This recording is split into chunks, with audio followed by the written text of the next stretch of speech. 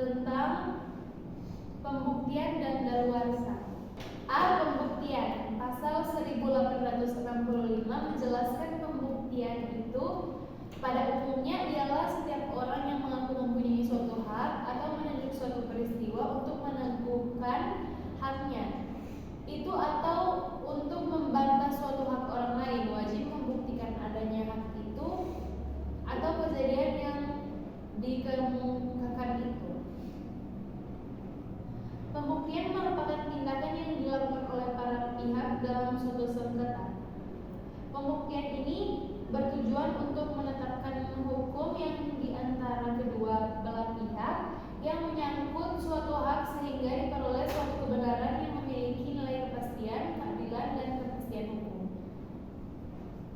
Hukum pembuktian merupakan salah satu bidang hukum yang cukup tua umurnya. Hal ini karena manusia dan masyarakat seprimitif apapun dia, pada hakikatnya memiliki rasa keadilan, di mana rasa keadilan tersebut akan tersentuh jika ada putusan hakim yang menghukum orang yang tidak bersalah atau membebaskan orang yang bersalah ataupun memenangkan orang yang tidak berhak dalam suatu persengketaan.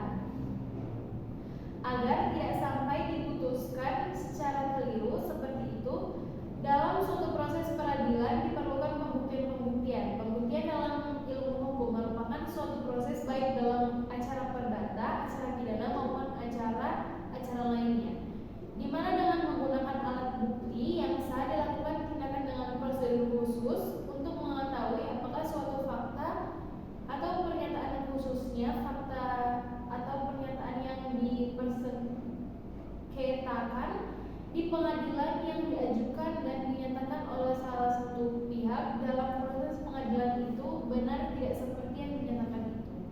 Selanjutnya akan dipresentasikan oleh Putra Umanji. Yang berikut ada macam-macam alat bukti.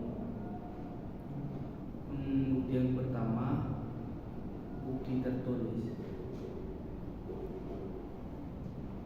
Bukti tertulis atau surat adalah segala sesuatu yang memuat tanda-tanda baca dimaksud mencurahkan isi hati dan buah pikiran dipergunakan sebagai pembuktian. Selanjutnya, akta otentik.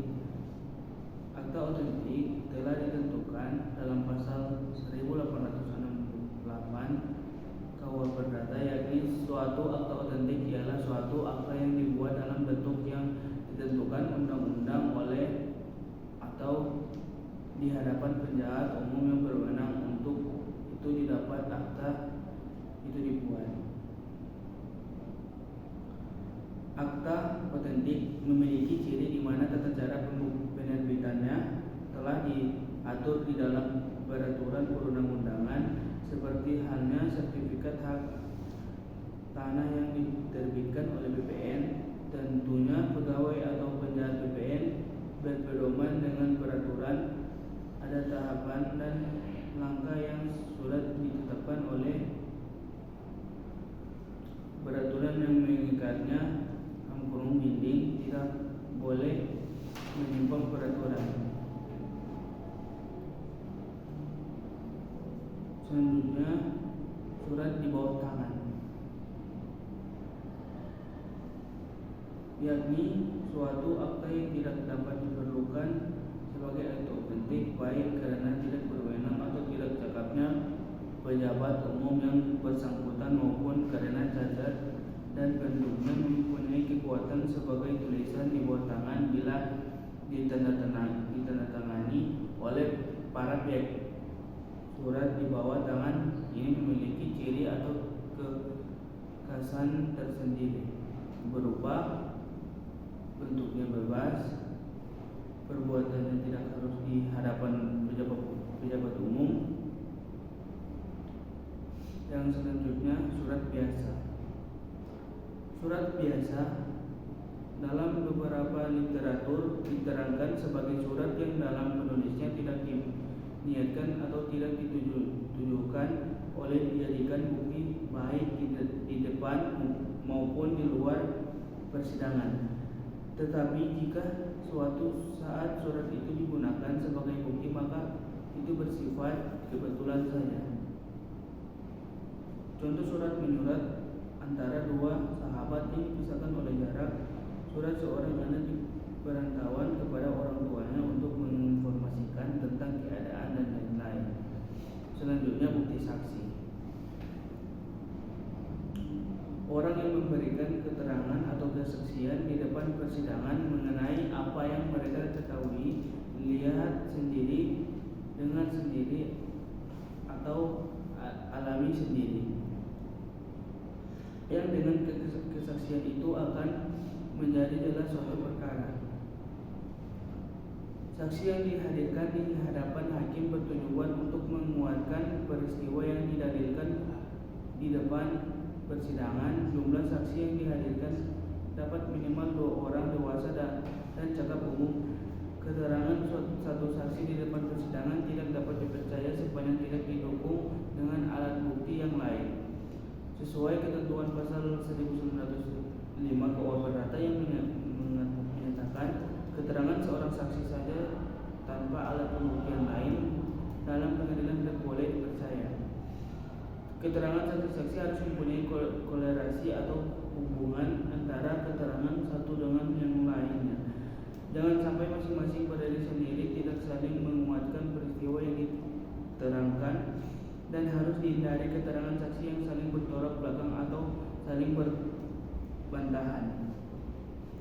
Ini akan menjadi penilaian tersendiri bagi hakim apakah memiliki kekuatan pembuktian atau tidak sehingga harus ditolak.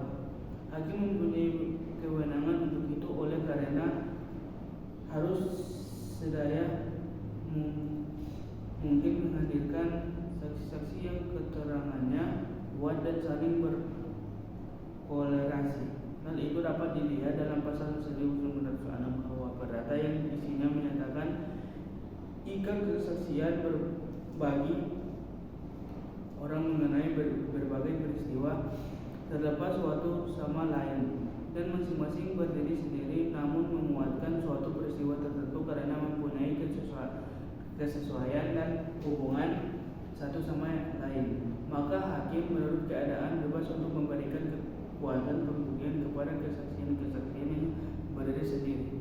Selanjutnya akan dibacakan oleh saudara.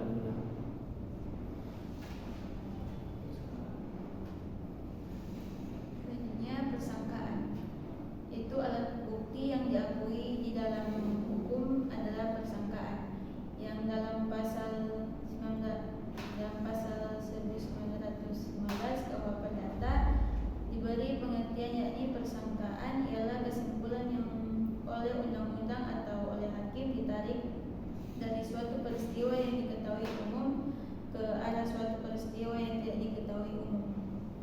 Ada dua persangkaan, yaitu persangkaan yang berdasarkan undang-undang dan persangkaan yang tidak berdasarkan undang-undang.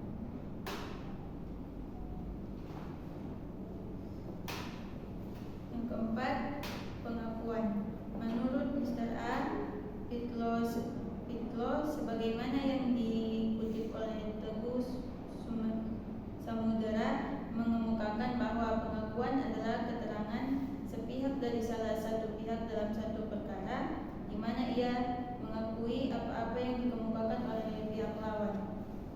Pengakuan itu ada yang diutarakan di depan hakim dan ada yang tidak di hadapan hakim atau di luar persidangan.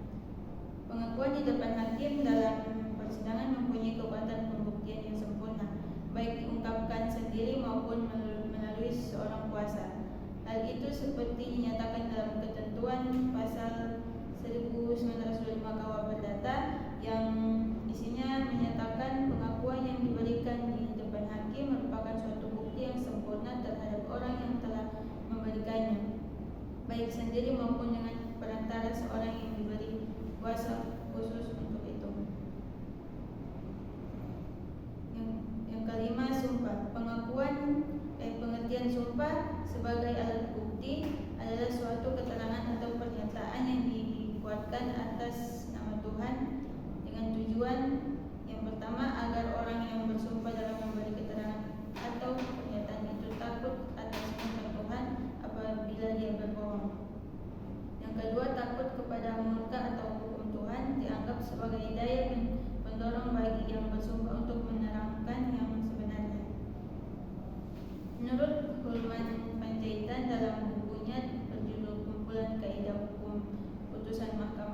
Republik Indonesia tahun 1953 dan sampai 2008 berdasarkan penggolongannya. Halaman 50 menjelaskan bahwa sumpah diklasifikasikan menjadi dua jenis, yakni pertama sumpah yang dibebankan oleh hakim dan yang kedua sumpah yang dimohonkan pihak lawan.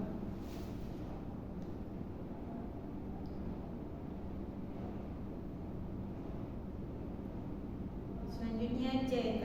Daluarsa.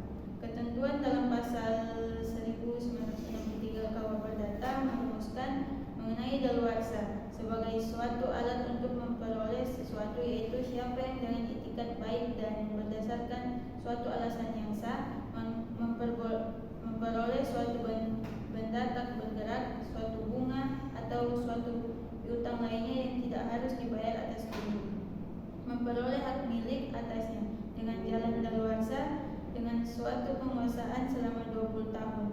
Siapa yang dengan itikat baik menguasainya selama 30 tahun memperoleh hak milik dengan tidak dapat dipaksa untuk mempertunjukkan alas haknya. Daluarsa merupakan batas waktu akhir untuk memperoleh dan atau melepaskan suatu hak secara sah. Batas waktu akhir untuk memperoleh dan atau melepaskan sesuatu hak adalah batasan waktu terakhir untuk memperoleh atau melepaskan suatu hak secara sah. Apabila ternyata batas waktu akhir tersebut telah lewat, maka batasan untuk memperoleh dan melepaskan sesuatu hak secara sah telah kadaluarsa atau waktu yang disediakan oleh hukum telah tertutup karena pihak yang seharusnya dapat memperoleh dan atau melepaskan suatu hak itu tidak menggunakan batasan waktu yang telah disediakan oleh hukum sebagaimana mestinya. Selanjutnya, macam-macam daluarsa.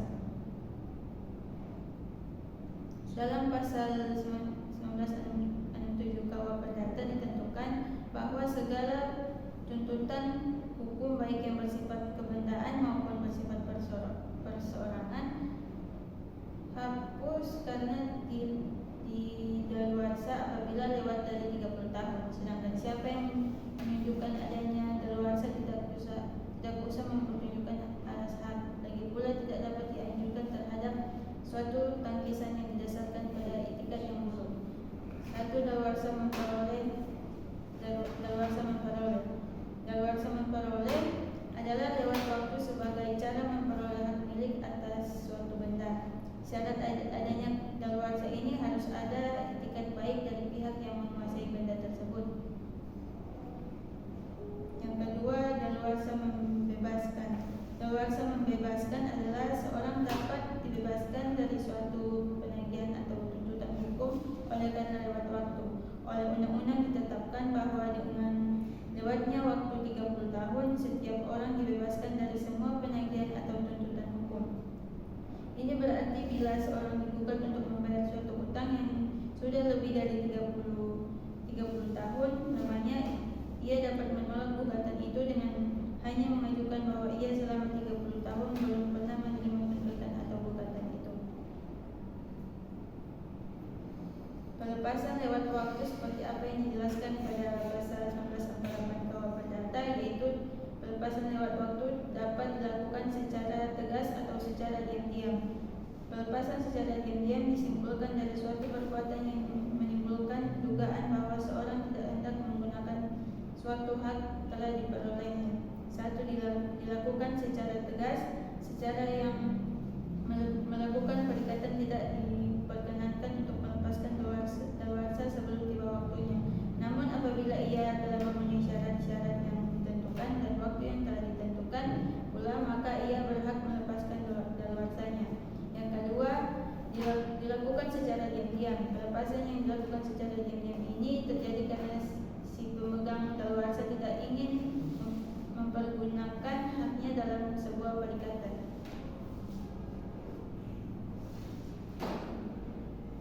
Selanjutnya akan dibahas oleh teman saya. Selanjutnya, sebab-sebab daluarsa. Dalam pemerintahan ada beberapa sebab daluarsa, yaitu sebab mencegah kadaluarsa, yaitu dalam pasal-pasal. Yang pertama itu Pasal 1978. Daluarsa tersedah apabila kenikmatan atas bendanya selama lebih dari 1 tahun direbut dari tangan si berkuasa, baik yang merebut itu pemilik lama maupun yang merebut itu pihak ketiga. Selain itu pasal 1979. Daluarsa itu pula tercegah lewat suatu peringatan, suatu gugatan serta oleh tiap perbuatan yang berupa tuntutan hukum. Tuntutan hukum satu dan lain diberikan oleh pegawai yang berkuasa untuk itu atas nama pihak yang berhak kepada orang yang hendak dicegah memperolehnya dengan jalan daluarsa. Misalnya itu pasal 1980. Penggugatan di muka hakim yang tidak berkuasa mencegah daluarsa. Pasal 1981. Namun daluarsa tidaklah tercegah apabila peringatan atau gugatannya ditarik kembali ataupun dinyatakan batal, baik si penggugat membatalkan tuntutannya maupun tuntutan itu ditolak oleh hakim, maupun pula gugatan itu dinyatakan gugur karena lewatnya waktu. Pasal 1982. Pengakuan akan haknya orang terhadap siapa daluarsa berjalan yang dilakukan dengan kata-kata atau perbuatan-perbuatan oleh si berkuasa atau si berhutang mencegah pula daluarsa. Pasal 1983. Pemberitahuan menurut pasal 1979 kepada salah seorang yang berhutang secara tanggung menanggung atau pengakuan orang tersebut mencegah daluarsa terhadap orang-orang berhutang yang lainnya, bahkan pula terhadap ahli waris mereka. Pemberitahuan yang dilakukan terhadap ahli waris orang berhutang secara tanggung-menanggung atau pengakuan ahli waris tersebut tidaklah mencegah daluarsa terhadap ahli waris yang lainnya, bahkan tidak dalam halnya suatu hutang hipotek, terkecuali apabila perikatannya tak dapat dibagi-bagi. Pasal 1984. Pemberitahuan yang dilakukan kepada si berhutang utama atau pengakuan orang ini mencegah daluarsa terhadap si penanggung hutang. Pasal 1985. Pencegahan daluarsa yang dilakukan oleh salah seorang berpiutang dalam suatu perikatan tanggung menanggung berlaku untuk setiap orang yang turut berhutang. Adapun sebab-sebab yang menanggungkan kadaluarsa yaitu 1. Orang-orang yang belum puasa. 2. Orang-orang yang berada di bawah kemampuan. 3. Orang-orang yang masih terikat hubungan suami istri. 4. Utang piutang yang dapat ditagih dalam waktu tertentu dan waktu yang telah ditentukan belum lewat. Dan yang terakhir itu 5. Ahli waris dari orang yang sudah meninggal dunia, misalnya janda atau budak. Baik, sekian dari kelompok kami.